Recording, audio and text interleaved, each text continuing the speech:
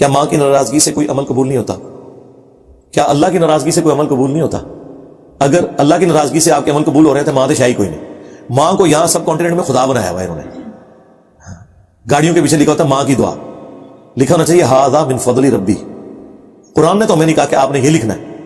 حضرت سلیمان علیہ السلام کے دربار میں جب وہ ان کا ساتھی، خواہ وہ فرشتہ تھا، جن تھا یا کوئی صحابی تھا، جب وہ تخت بلقیس لے آیا تو سلیمان نے یہ نہیں کہا کہ یہ میرا فیض ہے یا میرے شاگرد کی جے، نہیں، کیا کہا تھا؟ ھذا من فضل ربی.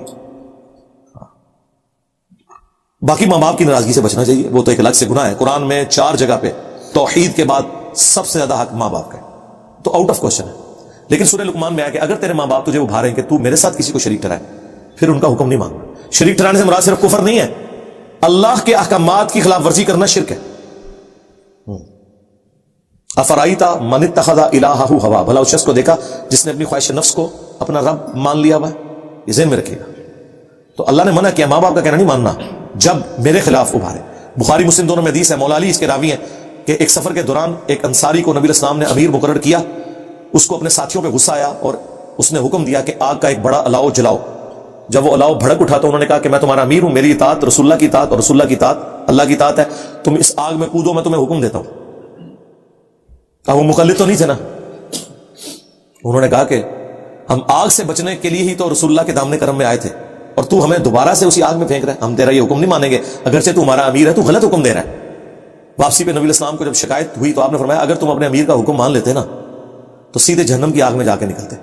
پھر حضور نے ساتھ ہی فرمایا کہ مخلوق کی اطاعت صرف معروف میں ہے، منکر میں نہیں. اللہ کی معصیت میں مخلوق کی اطاعت نہیں ہو سکتی. اور یہ لوگ اتنے بھولے بن کے پوچھ رہے ہوتے ہیں جی امی نے منع کیا ابھی داڑھی نہیں رکھنی، امی کیڑی شاید ہے، میں دودھ نہیں بخشاں گی. وہ تیرا دودھ تو ہے ہی نہیں تھا، تم تو اپنے چکروں میں تھے، اللہ نے اولاد دے دی. اب اس اولاد کے اوپر یہ یعنی احسان ٹھہرا رہے ہو کہ اللہ کا احسان اپنے متھے مارا ہوا ہے تم لوگوں نے. یہ اللہ کا حکم ہے کہ ماں باپ کے ساتھ اس نے سلوک کرنا ہے. یہ اللہ نے کہا کہ تیری ماں نے تجھے تکلیف سے اٹھایا ہے اور اس کا دودھ چھڑانا 2 سال میں ہے.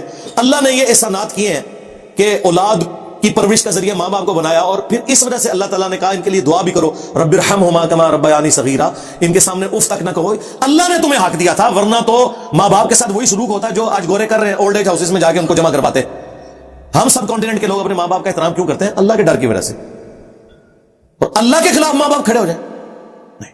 لیکن اگر وہ کھڑے ہو، حکم نہیں ماننا. لیکن دنیا میں سورہ لقمان میں آیا کہ وہ شرک کرتے ہیں تو معروف طریقے سے ان کے ساتھ چلنا ہے، علاج کروانا ہے، نان و نفقہ پورا کرنا ہے، سب کچھ کرنا ہے. لیکن دین کے معاملے میں ان کا کوئی حکم نہیں ماننا جو اللہ اور اس کے رسول کے خلاف ہو عز و جل صلی اللہ علیہ وآلہ وسلم.